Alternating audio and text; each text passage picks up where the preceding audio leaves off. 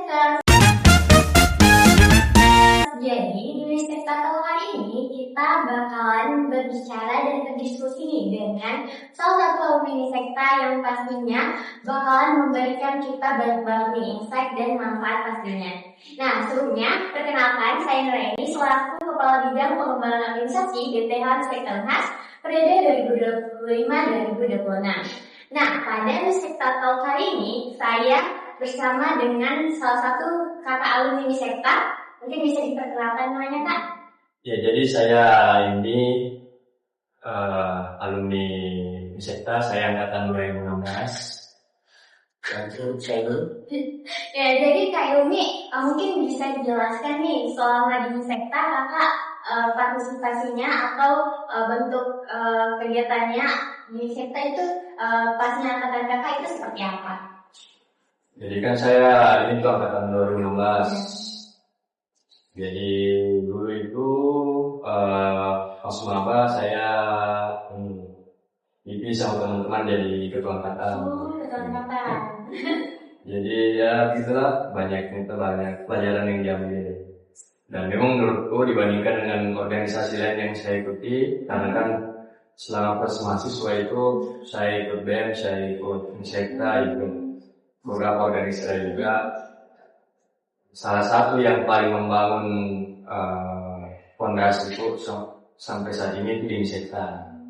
Karena di Unisekta itu yang pertama kita diajari untuk kembangkan social skill. Jadi mungkin teman-teman yang awalnya malu karena masuk Unisekta dia bisa lebih berani. Kemudian karena di Unisekta juga kita diajarkan untuk bernegosiasi, untuk bisa berwirausaha meskipun dalam bentuk dalam. Jadi sebenarnya banyak skill-skill, terutama life skill yang bisa didapatkan di Unisekta. Oh, jadi Kak Ilmi ini merupakan salah satu anak organisasi banget ya, bisa dibilang. Nah, terus sekarang kalau boleh tahu Kak Ilmi itu kerja sebagai apa nih? Kalau sekarang alhamdulillah kita kembangkan sebuah perusahaan namanya Tanio. Jadi Tanio ini adalah perusahaan penyedia pangan sehat dengan kualitas terbaik. Jadi kita berusaha untuk mentransformasi hasil pertanian itu bukan hanya sekedar hasil pertanian dan diproduksi hanya untuk mendapatkan uang. Tapi kita berusaha agar mindsetnya itu kita produksi hasil pertanian, hasilnya itu bisa menyehatkan orang-orang yang konsumsi. Jadi misi kami itu di Tanio, yang pertama kita mau berkontribusi akan kesehatan masyarakat dengan pangan sehat. Yang kedua, kita mau agar petani bisa lebih sejahtera dengan harga yang lebih tinggi. Kemudian kita bisa ikut menjaga kelestarian alam. Di samping itu ya mungkin bisa membuka lebih banyak lagi kesempatan kerja di teman-teman. Karena sejauh ini kebanyakan ya ini alumni agribisnis yang menjadi karyawan sekarang. Karyawan di sini sudah ada 5. Dan dia kebanyakan dari bisnis. Kedepannya kita berharap bisa lebih besar lagi sehingga bisa teman-teman ini ada yang wadahi ketika selesai gitu. Mungkin Kak Ilmi juga bisa beritahu nih ke masyarakat bagaimana awal mulanya sehingga Kak Ilmi bisa jadi seperti sekarang. Kayak apa inspirasi yang Kak Ilmi dapat sehingga bisa kepikiran nih untuk Kak Ilmi itu seperti ini nanti jalan kedepannya. Ya, jadi kemarin waktu di Unisekta kan sangat banyak senior yang kasih arahan-arahan, masukan-masukan, dan yang paling ingat itu siapa yang paling tersiksa dia akan jadi gitu. Jadi saya kasih arahan-arahan, masukan-masukan, dan yang paling ingat itu siapa yang paling tersiksa dia akan jadi gitu. Jadi saya mengambil resiko yang paling besar nih di jadi entrepreneur. Nah kemudian dari situ kemarin karena jadi senior juga, akhirnya kemarin punya pengalaman kerja sebelum bikin usaha sendiri, punya pengalaman kerja sekitar 3 tahun. Dan itu saya sebelum wisuda sudah ada pengalaman kerja. Dari pengalaman itu kemudian kita dapat kesempatan dan lihat peluang, akhirnya berani untuk mendirikan usaha sendiri. Tapi di samping itu tadi ada pengalaman-pengalaman yang didapatkan di Wisekta, seperti Galdan di Wisekta kita suruh cari dana. Jadi sebenarnya itu tuh kayak dari kita nih mau diambil itu sebagai hal negatif atau hal positif. Saya paling terkesan itu pas koordinator dana di HUT, disuruh cari puluhan juta tuh. Di situ ya harus berpikir kreatif untuk bisa menghasilkan uang. Nah dari situ mungkin sampai saat ini saya bisa tetap jalan di kreativitas pun bisa lihat-lihat peluang. Oh, dari hal-hal seperti itu nih yang bisa membangun karakter tak yang Iya. Jadi mungkin sekedar sharing ke teman-teman. Jadi ada 5 paket yang harus teman-teman penuhi untuk bisa meningkatkan value diri. Nah, yang pertama itu adalah knowledge, yang kedua adalah skill, yang ketiga itu adalah relasi, yang keempat itu reputasi, dan terakhir sumber daya, resources. Nah, selama di Wisekta kan itu knowledge harus dapat, skill dapat, reputasi ini berkaitan sama integritas, sama moral. Jadi kalau teman-teman bisa jaga, bisa dapat reputasi bagus, ya itu sangat-sangat bagus. Kemudian relasi, kalau teman-teman berorganisasi ya usahakan cari banyak teman, bukan cuma di Wisekta, tapi coba untuk cari teman di luar, ikut kegiatan-kegiatan di luar, dan terakhir resources. Ya mungkin ada beberapa orang yang terlahir kaya atau punya sumber daya, tapi kita yang perintis tidak ada batasan untuk bisa mencari resources selama tadi 5 market ini, 5 MDR ini terpenuhi: knowledge, skill, reputasi, sama relasi. Kalau teman-teman bisa bangun itu, teman-teman gimana saja bisa untuk berkembang selama teman-teman kembangkan itu. Karena yang kudapatkan itu kita terus belajar ini. Setelah selesai berwisata tetap belajar. Dan kalau dibandingkan sama teman-temanku, sebenarnya banyak teman-temanku yang lebih pintar, yang lebih jago. Coba mungkin yang kuakui berbeda itu sama teman-teman karena mau terus belajar, mau terus nambah diri. Dan itu harapan bisa juga dimiliki sama teman-teman. Apalagi teman-teman yang di Wisekta yang ada ruangnya untuk belajar lebih banyak dibandingkan teman-teman yang tidak berkesempatan di Wisekta. Itu sebuah kesyukuran tersendiri bagi teman-teman yang sekarang, apalagi kalau misalnya bisa sempat jadi pengurus, jadi panitia. Ya mungkin selama kakak menjalani karir di TNIO, mungkin pastinya dapat hambatan atau tantangan. Mungkin kakak bisa ceritakan terkait itu supaya teman-teman Wisekta bisa belajar dari hal tersebut. Kalau hambatan dan tantangan itu semua selama hidup kita pasti ada. Cuma karena di Wisekta itu kita dilatih untuk merasakan hal-hal yang tidak nyaman, yang dilatih untuk berada di zona nyaman, dilatih untuk hadapi masalah, kelola stres. Akhirnya kalau sekarang itu sangat-sangat berguna kita nyata. Jadi kita bisa tetap tenang saat ada pressure, kita bisa tetap berpikir jernih saat dalam kondisi-kondisi yang tidak nyaman. Nah, itu semua yang kurasa basicnya kudapatkan di Wisekta. Jadi saya sangat berterima kasih sama senior-senior juga yang mengajari kami, menempa kami hingga bisa sampai saat ini. Oh, jadi mungkin hal-hal yang dulunya kita kira itu sangat sulit atau mungkin kayak apa sih dibikin begini, tapi ternyata kita rasakan nih, pasti kita tahu apa benefitnya untuk kita. Kan ini Wisekta sebenarnya banyak sekali yang bisa kita dapat, misalnya soft skill, hard skill. Nah mungkin Kak bisa kita ceritakan bagaimana misalnya Kak selama di Wisekta apa-apa yang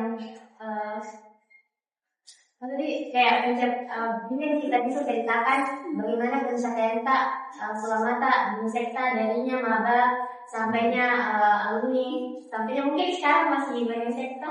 Ya, itu tadi yang aku rasa sangat bermanfaat pengalaman selama berorganisasi di Wisekta tuh. Karena kita ditempa dengan berbagai hal, kita diajari untuk mengambil keputusan, menyelesaikan masalah, dan itu sangat-sangat berguna di pasca kuliah. Setelah selesai kuliah di dunia kerja sangat-sangat berguna. Ya, jadi untuk kerjasama sama orang, jadi untuk bernegosiasi itu sangat-sangat berguna itu semua. Kalau selama di sektor kan kemarin saya setelah jadi BPH itu di kaderisasi. Sebenarnya kemarin saya sempat mencalonkan ketua umum cuma tidak terpilih toh. Dari setidaknya mungkin itu pembelajaran bagi saya juga. Setidaknya di divisi yang saya bawa kemarin saya bisa belajar banyak juga di kaderisasi. Dan itu sih yang penting kita jalani tugas kita tanggung jawab dengan sungguh-sungguh, karena dari kesungguh-sungguhan itu nanti kita bisa belajar lebih banyak. Jadi kalau misalnya antara A yang sungguh-sungguh sama B yang biasa-biasa aja itu pasti lebih banyak dia dapat A karena dia sepenuh hati untuk menjalankan peran dan tugasnya.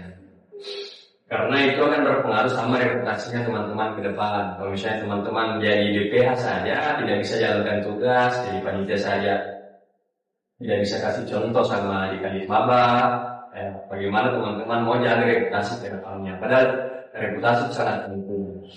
Jadi misalnya ada yang mau daftar kerja atau bisa ditanya, pasti kita lihat atau cari tahu reputasinya orang bagaimana, apakah dia jujur, apakah dia amanah, apakah dia bisa diandalkan, reliable, itu yang dicari tahu. Jadi teman-teman harus dari sekarang selain kembangkan skill sama knowledge-nya, harus belajar untuk membangun reputasi. Berarti pengalaman itu sangat diperlukan ya? Sangat diperlukan karena misalnya saya baca studi pelamar, pasti yang dilihat itu yang pertama experience-nya apa saja, apakah ada experience yang terkait dengan lowongan yang dia apply. Jadi sangat-sangat membantu dan mendukung saat di dunia kerja. Kakak mungkin sebagai orang yang berpengalaman di sekta mungkin punya harapan untuk bagaimana di sekta ini ke depannya.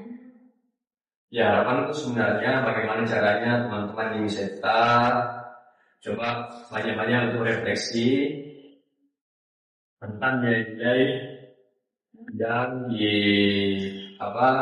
yang diberikan di kita sama kadernya. Karena apakah masih relevan, apakah dari nilai-nilai itu kader-kader yang dimiliki bisa berkembang, atau apa sih yang dibutuhkan sama kader-kader sekarang, karena mungkin beda masa, beda generasi, beda kebutuhan. Jadi sekarang mungkin teman-teman lebih banyak untuk buat riset, evaluasi apa sih yang dibutuhkan teman-teman di kita sekarang, apa yang dibutuhkan sekarang di dunia kerja atau di luar setelah lulus.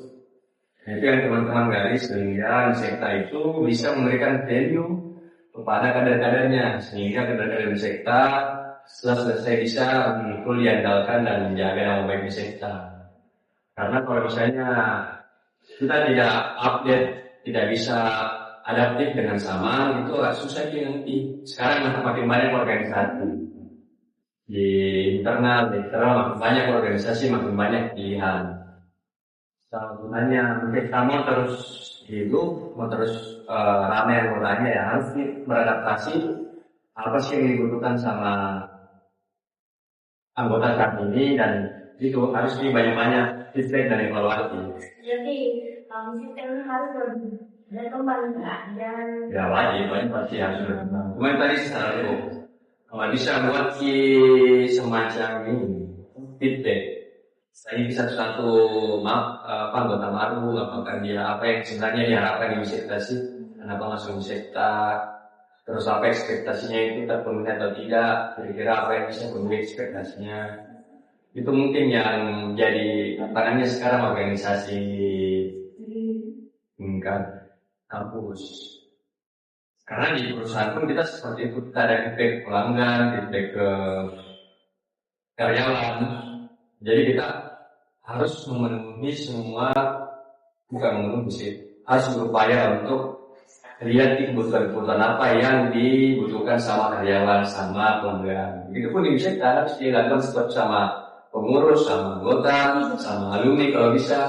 Cuma kalau alumni itu dia tidak terlalu gini.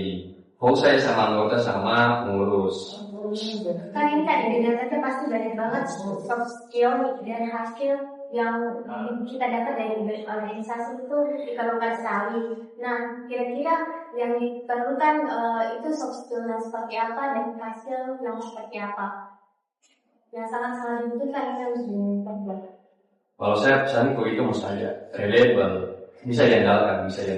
Kalau misalnya kamu dikasih tanggung jawab, ya selesaikan. Berarti itu nanti dilihat dari berdasarkan pengalaman Kak sendiri tadi.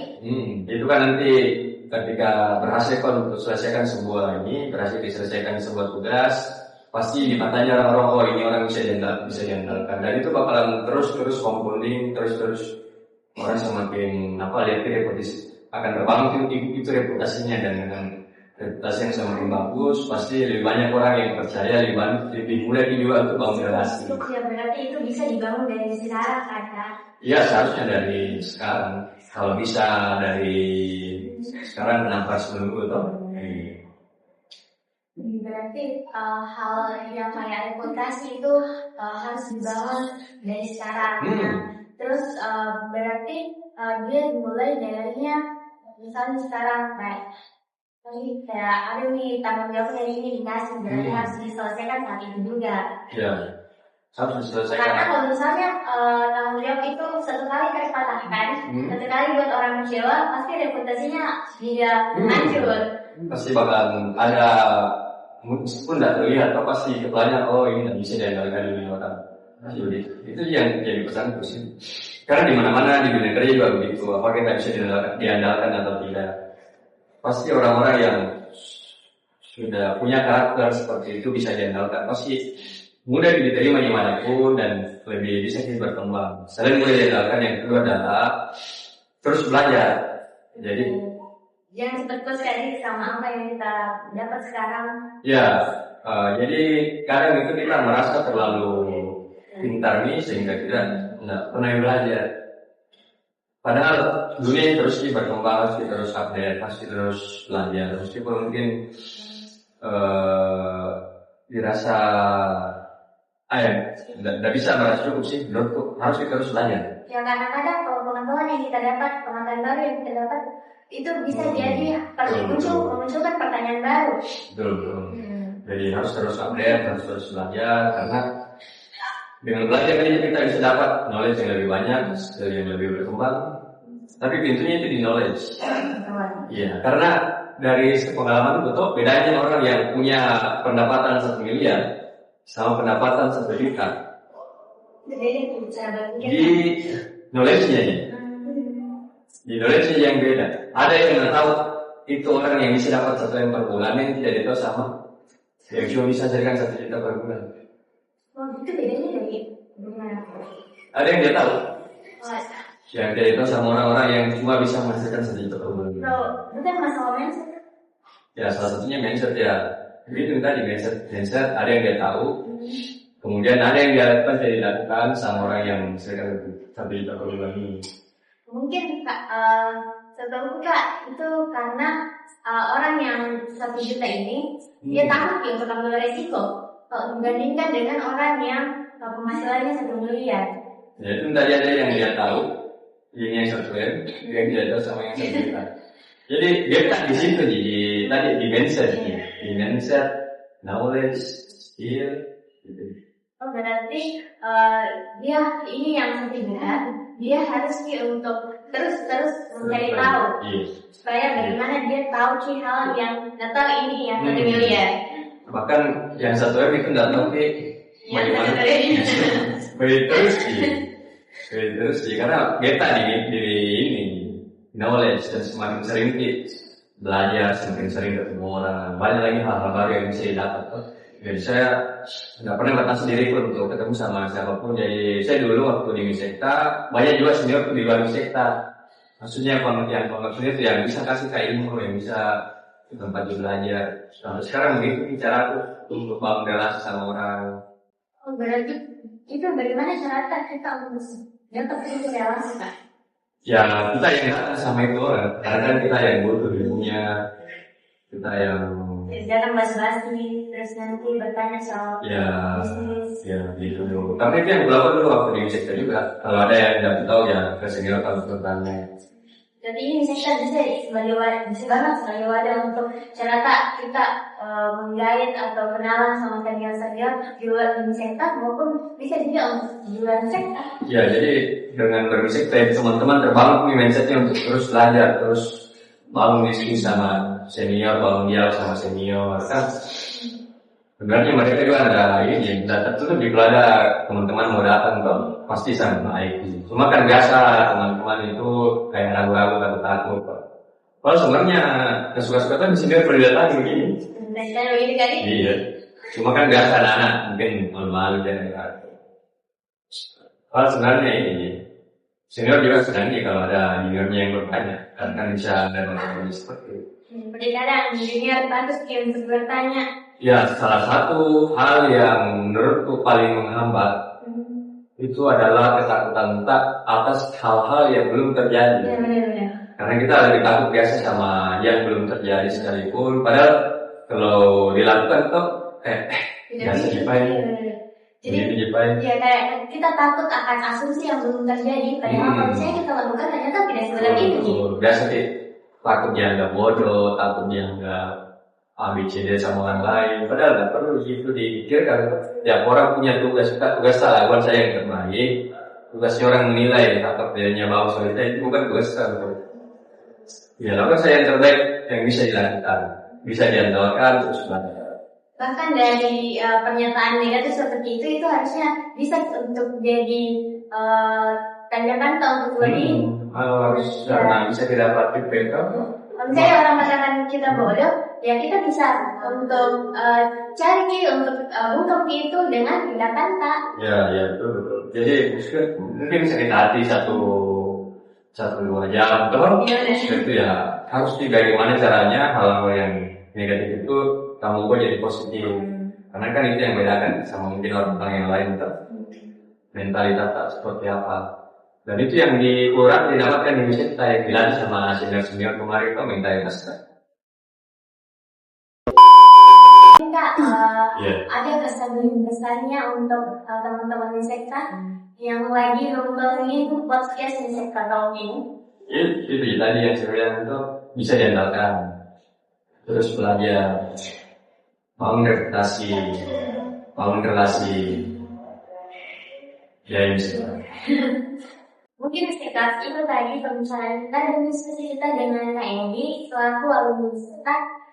Saya harap dengan Music Talk ini teman-teman yang menonton podcast ini dapat memberikan manfaat dan menambah pengetahuan teman-teman sekalian.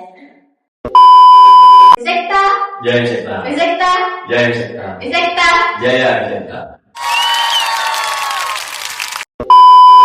Music Talk, satu podcast banyak cerita.